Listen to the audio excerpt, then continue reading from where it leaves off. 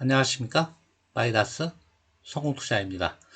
자, 이번 시간은 SK그룹의 지주회사죠. 이야기를 해볼까 합니다.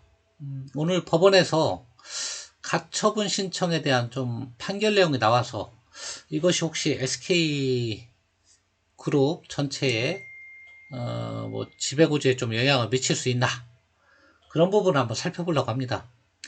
자, SK 최태원 회장의 부인 노소영 씨하고 지금 이혼 소송 중인 건 다 아실 거고요. 그 원인도 다 아실 거예요. 결혼 관계 중에 다른 여자와의 자식이 있다. 이걸 이제 SK 최태원 회장이 밝히면서 이혼을 요구했고, 노소영 씨는 이혼을 거부하다가 나중에는 이혼을 받아들이고 대신 재산 분할 소송으로 대응을 했죠. 보통 재산 분할 소송하기 전에 가진 재산을 또 팔으면 안 되니까 처분금지 가처분 신청을 내는데 그걸 법원이 받아들였어요. 보니까 최태원 회장의 지분이 본인 지분은 17%인데 이 17%는 최대 주주 플러스 그 우호 지분까지 다 합친 게 27%입니다. SK에. 요거에 대한 처분금지 가처분 신청을 내렸다. 가처분 신청을 냈는데 다 받아들이진 않고 일부만 인용했다. 벌써 보니까 350만 주. 보니까 여기는 보시면요, 12일 법원에 따르면 서울가정법원은 최 회장을 상대로 된 주식 처분금지 가처분 신청을 지난 2월 17일 일부 받아들여. 그러니까 전부 받아들인 게 아니고, 최 회장은 SK 주식 350만 주를 양도, 질권 설정 및 기타 1차 처분해서는 안 된다고 결정했다. 그럼 여기 27%라고 쓰면 안 되죠. 기사를 쓸 때. 350만 주니까 SK가 한 7,400만 주 정도 되거든요. 그러면 5% 정도, 이 정도 처분을 못하게 됐다. 왜냐하면 지금 이혼 소송을 낸 규모가 얼마냐면, 아까 SK 주식에 여기 27%는 뭐 사촌들 거, 뭐 기타 최대 주주 5지분 모든 거 다 합친 거고, 최태원 회장은 한 17% 정도 된다고 그랬잖아요. 이 17%에 대한 약 42%, 그러면 한 7% 정도, 좀 7%에서 8% 정도 되는 것을 재산 분할 신청을 냈단 말입니다. 자, 통상적으로 여기 42.19%네요.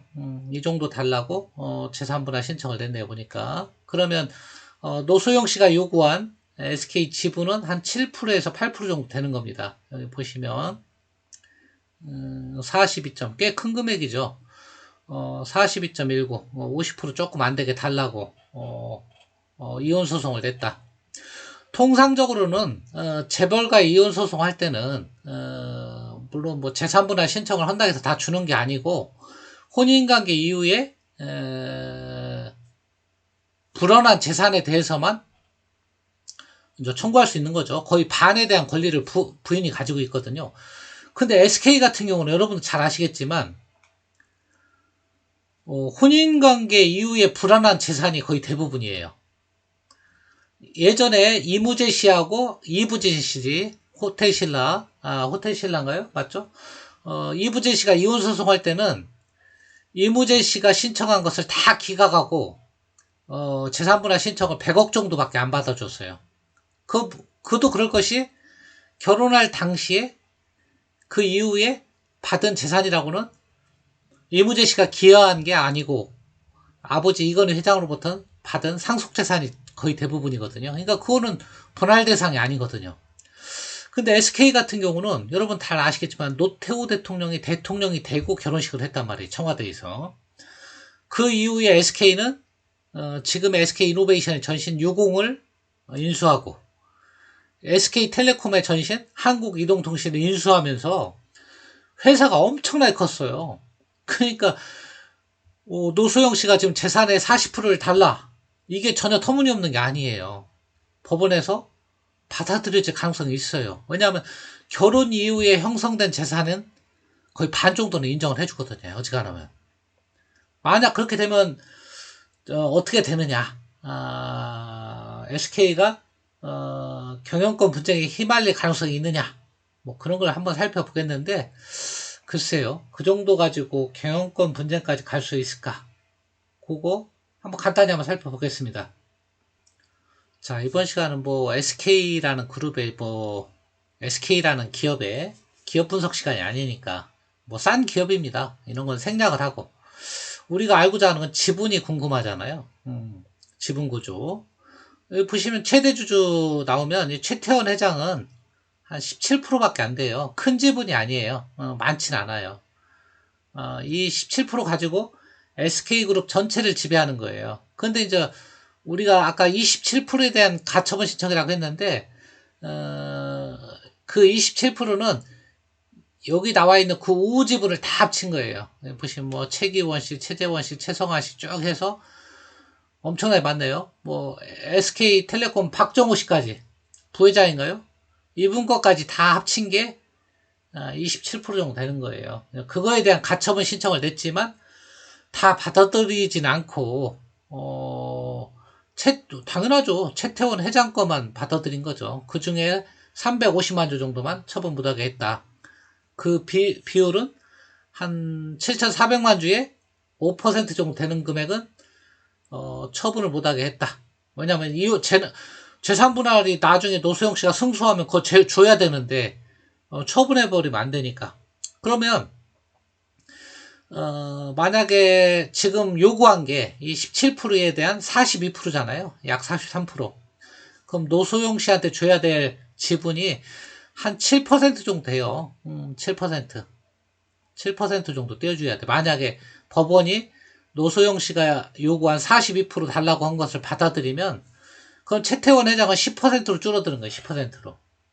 그래도 5호 지분까지 합치면 20%는 가지고 있으니까 최태원 플러스 5호 지분하면 20%. 자, 노소영 씨는 7%.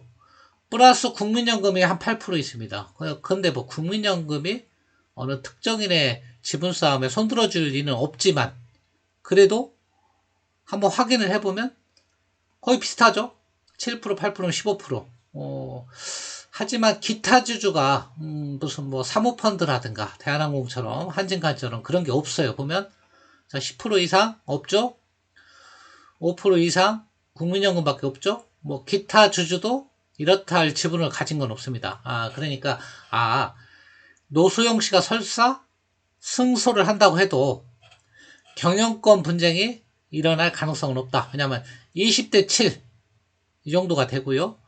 거기에 국민연금 8%니까. 다만 감사위원 선임이나 이런 거는 굉장히 어려울 수도 있겠죠. 왜냐하면 노소영 씨가 동의를 안 하면 최대 주주는 3%밖에 행사를 못 하니까 감사위원 선임이나 이런 거에는 굉장히 입김을 크게 행사할 수 있다는 거하고 두 번째로는 제가 이건 예전에 설명을 드렸는데 SK가 지배구조 개편을 했잖아요. 작년에 여기 보시면 SK텔레콤을 분할했잖아요. 인적 분할. 그래서 이렇게 이제 그때 당시는 이제 이름명이 안 나왔으니까 SK 지주라고 했지만 지금은 여기 SK 스퀘어가 생겼고 이건 SK텔레콤 이렇게 두 개의 회사로 나눠졌잖아요. 왜 나눴을까요? 얘하고 합치려고 나눈 거죠. SK하고 당연한 거죠.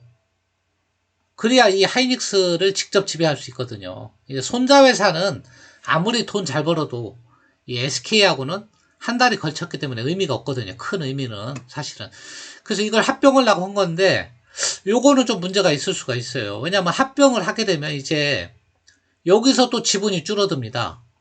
왜냐하면 요 SK 지금 스퀘어죠. 얘가 지금 얼마 정도 되냐면 8조 원 정도 돼요. 그럼 SK가 몇 조냐면 18조예요. 그러면 거의 50% 정도 50%까지는 희석이 아니죠. 동일일 때 50% 희석되는 건데 한 25% 정도 희석되는 효과가 나오는 거죠. 지분율이. 그러면 20%에서 25%를 또 빼면 15%로 줄어든다는 얘기예요. 15%로. 합병을 한다 그러면. 그러면 너무 줄어들지 않나요? 이게 최태원 회장 본인 것만 아니고 모든 우호지분까지 다 합쳐서 이렇게 줄어든다 그러면, 물론 뭐 노소영 관장 것도 줄어드는 건 맞지만 너무 SK에 대한 만약 합병한다 그러면 지배력이 약화되는 거 아니냐. 이 정도면 감사선임이나 이런 것도 못하고, 그렇다고 보면 SK 지분을 좀 더 사든가, 뭐 돈이 없다 그러면 자사주라도 좀 더 매입할 가능성이 있지 않을까. 왜냐하면 지금 주가가 부진한 핑계로. 자, 다시 주가로 와서 주가가 지지부진하잖아요. 자사주 매입할 때는 핑계거리 좋잖아요. 주주가치 제고 차원에서 자사주 매입한다, 이러면 뭐 누가 반대할 사람 없는 거죠. 그럴 수도 있고, 물론 2019년도에도 자사주를 매입을 했어요. 7,800억 원인가 이렇게 매입을 했어요. 나중에 이제 합병이나 분할할 때 자사주는 부활할 수 있거든요. 그래서 이제 매수하는 차원도 있고. 왜냐면 개인적으로 이 SK가 지금 18조인데요.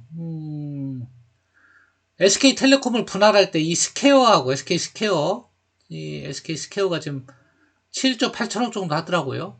보시면 얘가 7조 8천억 시가총액이 나와 있죠. 둘이 합병을 한다 그러면 그리고 노소영 관장한테 재산을 7% 정도 떼어줘야 된다 그러면 지분을 그러면 경영권 나중에 합병하기 위해서, 요걸 합병하려면, 합병을 안 하면 의미가 없잖아요. 그냥 합병하려고 SK텔레콤을 분할했으니까. 이걸 합병을 추진하려고 하면 지분이 너무 낮다. 그러면 뭔가 액션이 있어야 되지 않느냐. 그런 판단이 들고요. 당장의 경영권 분쟁이나 뭐 이런 게 일어날 가능성은 없다. 지분 구조로 보니까. 다만 이 SK라는 지분을 어떤 형태로도 좀 더 사모을 필요가 있다. 너무 작아진다. 왜냐하면 나중에 SK 스퀘어가 합병을 한다 그러면 정말 최대 주주는 10% 미만으로 떨어지고 5지분까지 합쳐야 15% 수준이면 너무 낮은 수준이다. 제가 볼 때는 그렇다. 그래서 뭐 자사주가 됐든 최대 주주 본인이 됐든 어떤 식으로든 좀 더 매입할 필요가 있지 않을까, 그런 생각이 들고요. 그렇다고 보면 SK 주가 전망은 다른 거 다 무시하더라도 그런 측면만 보면 향후에는 좀 나쁘지는 않을 것 같다, 그런 생각이 듭니다. 여러분은 어떻게 생각할지 모르겠지만 오늘 제가 드리는 말씀은 그냥 순수하게 제 뇌피셜이에요. 그냥 제 의견이에요. 뭐 이게 공식적인 내용도 아니고 법원의 판결을 가지고 한번 생각을 해본 거다. 그리고 SK 주가가 너무 부진하니까 좀 더 이런 기회에 지분을 좀 더 확보할 필요도 있지 않는가, 그런 생각을 한번 해봤습니다.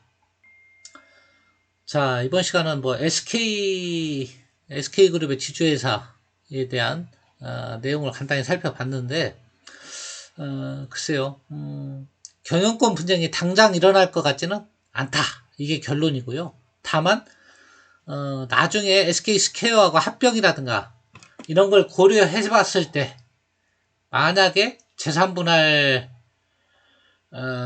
그 판결에서 노소영 씨한테 재산분할을 하게 된다 그러면 지분율이 극히 낮아진다. 그러면 SK라는 주식의 지분을 어떤 형태로든 자사주든 최대주주가 좀 매입을 하든 추가 매입이 좀 필요하지 않을까. 그렇다고 그러면 그것은 SK라는 회사의 주가에는 긍정적으로 작용할 것이다 라는 게 제 의견이다.